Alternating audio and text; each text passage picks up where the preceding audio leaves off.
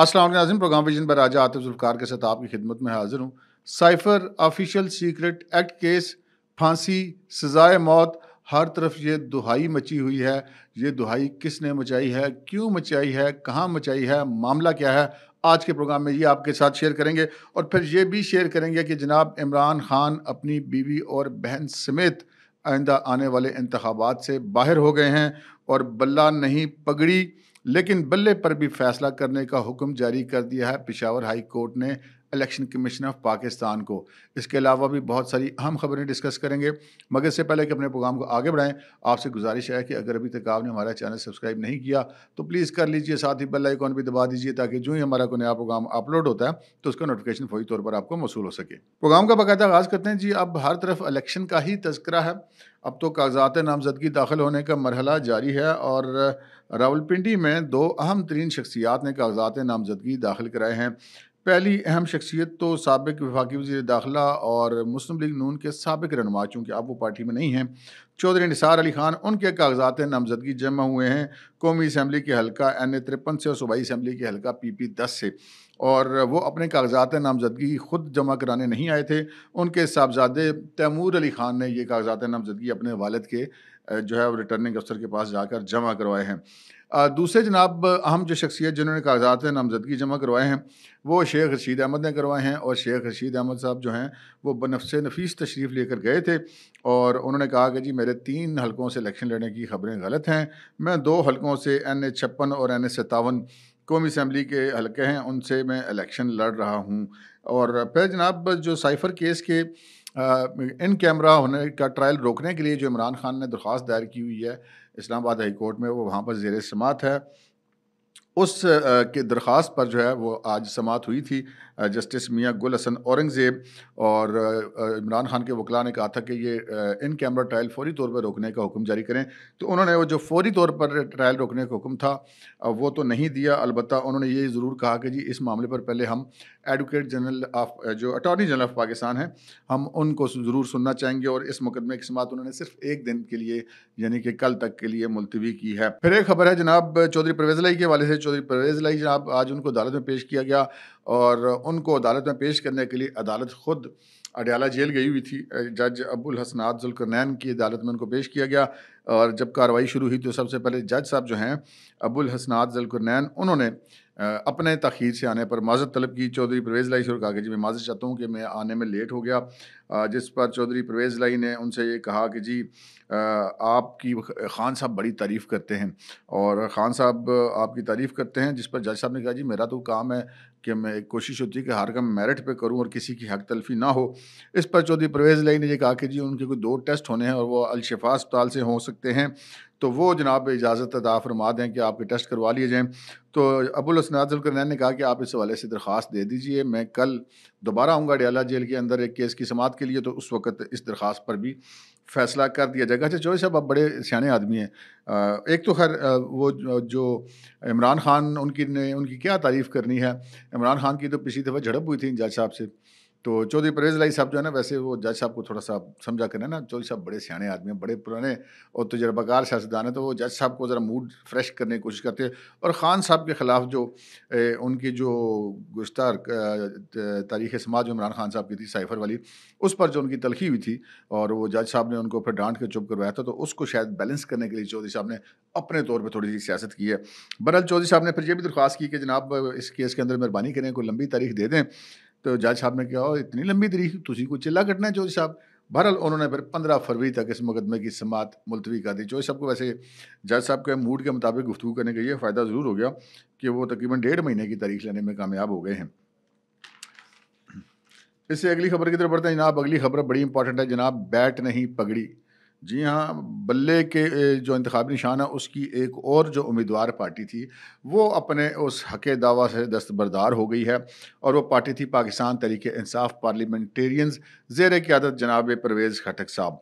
परवेज़ खटक साहब की पार्टी ने बल्ले के निशान के हसूल के लिए जो इलेक्शन कमीशन ऑफ पाकिस्तान में दरख्वास्त दे रखी थी, वो दरख्वास्त अब उन्होंने ले ली है वापस اور نئی درخواست دائر کر دی ہے. انہوں نے کہا ہے کہ جی ہمیں پگڑی کا نشان دیا جائے. تو پرویز خٹک صاحب کی جو پی ٹی آئی پی ہے وہ اب پگڑی کے نشان سے انتخاب لڑنا چاہتی ہے. اب دیکھتے ہیں کہ الیکشن کمیشن آف پاکستان اگر کوئی اس میں کوئی خاص رکاوٹ نہ ہوئی تو امید تو یہی ہے کہ ان کو پگڑی کا نشان مل جائے گا. اچھا جی, اگلی جو درخواست ہے وہ بھی بڑی امپورٹنٹ ہے. وہ کیس ہے, اگلی خبر جو ہے وہ ہے Peshawar high court. Peshawar high court کا ڈویژن بینچ ہے, جسٹس شکیل احمد اور جسٹس ایس ایم عتیق شاہ. یہاں پر جو پاکستان تحریک انصاف نے ایک پٹیشن فائل کر رکھی تھی الیکشن کمیشن آف پاکستان کے خلاف, اور یہ کہا گیا تھا کہ جناب یہ ہمارے خلاف جو ہے وہ لیول پلینگ فیلڈ نہیں مل رہی, اور یہ جو انتخابی نشان والا معاملہ یہ اٹکا ہوا, اور الیکشن کمیشن کو جو ہے وہ روکا جائے کوئی بھی فیصلہ کرنے سے. جو انٹرا پارٹی الیکشن کیس کا فیصلہ جو الیکشن کمیشن آف پاکستان نے کرنا ہے کہ اب یہ اس پارٹی کو بلے کا نشان ملے گا یا نہیں ملے گا, اور جو انٹرا پارٹی کے الیکشن جو ہیں وہ قابل قبول ہیں یا نہیں ہیں.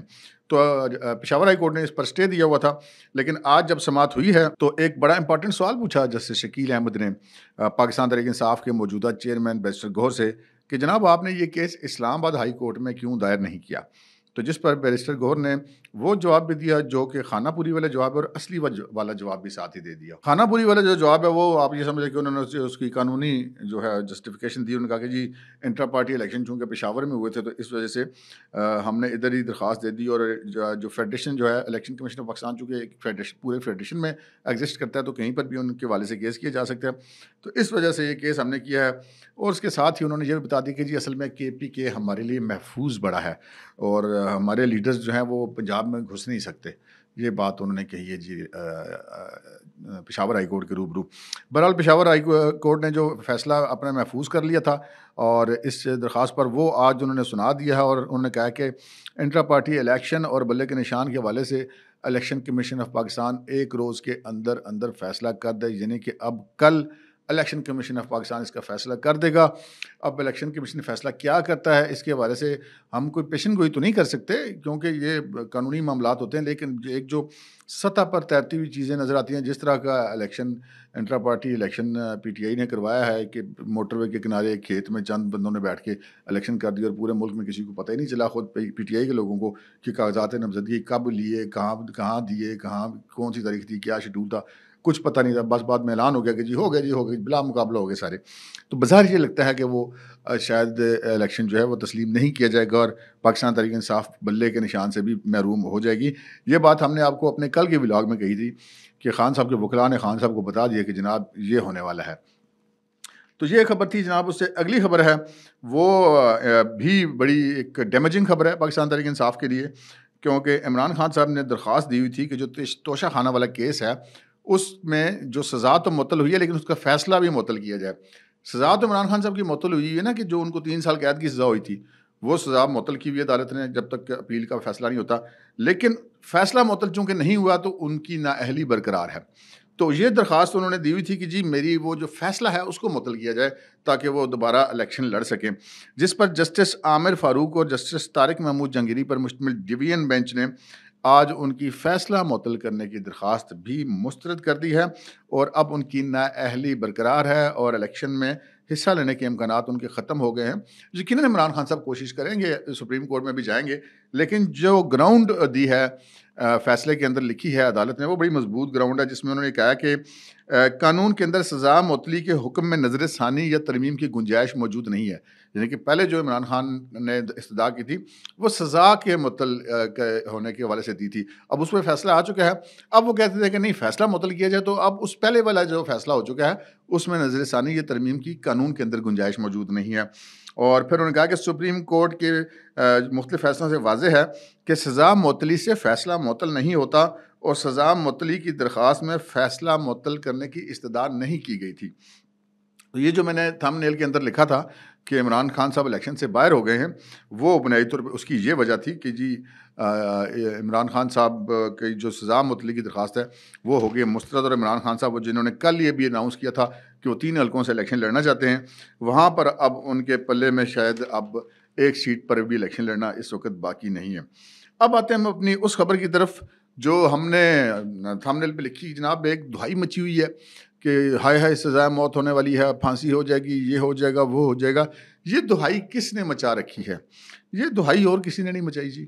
نہ تو یہ دہائی عمران خان نے مچائی ہے، نہ یہ دہائی ان کی پارٹی نے مچائی ہے، نہ یہ دہائی ان کی اہلیہ نے مچائی ہے، اور نہ ہی یہ دہائی ان کے وکلاء نے مچائی ہے۔ یہ دہائی مچائی ہے تو ان کی بہن علیمہ خان نے مچائی ہے۔ اور ایک جینون بات ہے کہ ایک بہن ہے، وہ تو ان کو اپنے بھائی سے اوبیسلی ایک ہوتی ہے، ان سے زیادہ ہمدرد ان کا کون ہو سکتا ہے۔ جو انہوں نے آج جب عدالت کے اندر وہ گئی ہوئی تھی اڈیالہ جیل میں سائفر کیس کی سماعت کے دوران، اور جب وہ وہاں سے باہر نکلیں تو چونکہ ان کیمرہ ٹرائل ہو رہا ہے تو کورٹ پروسیڈنگ کے حوالے سے وہ کوئی بات میڈیا میں نہیں کر سکتے، البتہ اپنی جنرل بات کوئی بھی بندہ کر سکتا ہے۔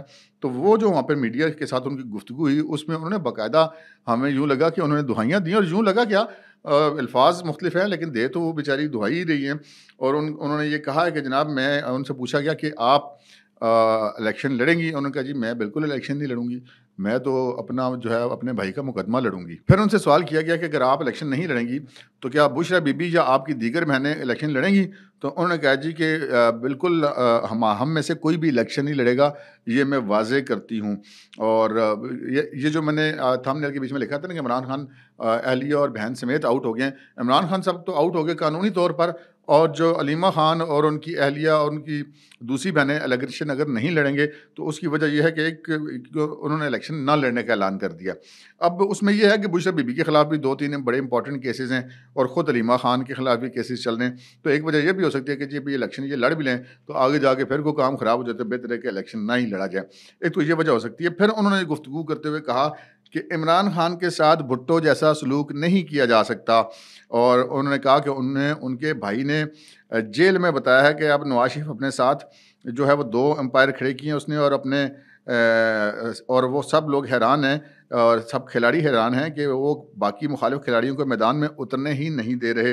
اور پھر انہوں نے یہ سائفر کیس کے حوالے سے کہا کہ سائفر کیس ایک مذاق ہے، جتنی تیزی سے یہ ٹرائل ہو رہے ہیں خدشہ ہے کہ عمران خان کو وہ سزائے موت ہی نہ سنا دیں۔ تو یہ وہ دہائی ہے جو ایک بہن اپنے بھائی کے لیے دے رہی ہے، لیکن کیا کیا جائے کہ عمران خان صاحب اتنے آگے بڑھ چکے ہیں کہ بعض اوقات چیزیں جو ہیں وہ بندے کے بس سے باہر نکل جاتی ہے، بندہ اپنے قد سے زیادہ بڑی باتیں کر لیتا ہے، بڑی چھلانگ مار لیتا ہے۔ اور سائفر والا معاملہ بھی ایسا ہی ہے کہ بڑی بے رحمی سے عمران خان صاحب نے، وہ آڈیوز آپ کو پتہ لیک ہو کے آ چکی ہیں کہ انہوں نے بڑی بے رحمی سے ایک آفیشیل سیکرٹ چیز کو اپنی سیاست کے لیے استعمال کیا۔ اور وہ آپ آڈیو سن لیں، ان کے اندر وہ کہہ رہے ہیں کہ جی ہم اس پہ کھیلیں گے، اور پھر اس میں یہ بھی کہا کہ جو میرے فالوورز ہیں وہ ان کو کوئی فرق نہیں پڑتا کہ کون سی بات جھوٹ ہے یا کون سچ ہے، وہ اس وقت ہم جو کہیں گے وہ مان لیں گے۔ اور شاہ محمود قریشی بھی ویسے ہی ہے، انہوں نے بھی جلسے میں تقریر کر کے کہہ دیا تھا کہ میں نے امانت عمران خان کے سپرد کر دی ہے اور اپنے کپتان کے سپرد کر دیا۔ وہ بھی بھائی صاحب بھی ٹنگے گئے۔ عمران خان صاحب جو ہے وہ پہلے وہ لہراتے رہے، اس کے بعد پھر انہوں نے انٹرویو دے دیا کہ ہاں جی میرے پاس تھا، وہ پتہ نہیں کدھر گیا، اور پھر وہ ادھر گیا کہ جن لوگ صحافیوں نے بین الاقوامی عمران خان کا انٹرویو کیا تھا، بعد میں انہیں کے پلیٹ فارم سے امریکہ میں وہ سائفر چھپ جاتا ہے۔ تو عمران خان صاحب نے اپنے پلے کوئی کسر چھوڑی نہیں ہوئی۔ اب کوئی اس میں ان کا کیا کر سکتا ہے کہ، اور پھر وہ ابھی تک اپنے کیس کو میرٹ پر نہیں لڑنا چاہ رہے۔ ذرائع کے مطابق اس کیس کے اندر ابھی تک کوئی 13 سے زیادہ گواہ جو ہیں ان کے بیانات قلم بند ہو چکے ہیں، اور ان پر جرح بھی ہو چکی ہے۔ اور اب لازمی بات ہے کچھ اور گواہ ہوں گے، مطلب 28 کے قریب گواہ ہیں اس کے اندر، تو اگلے 2-3 ہفتوں میں اس کا فیصلہ آنے کا امکان تو ہے۔ تو اگر علیمہ خان کی اگر ہم بات کریں کہ وہ اگر یہ بات کر رہی ہیں تو وہ واقعی ایک بہن کی حیثیت سے ان کے خدشات بجا ہیں، اور وہ ان خدشات کا اظہار کر رہی ہیں۔ اب تک کے لیے اتنا ہی، اجازت دیجیے، اللہ حافظ۔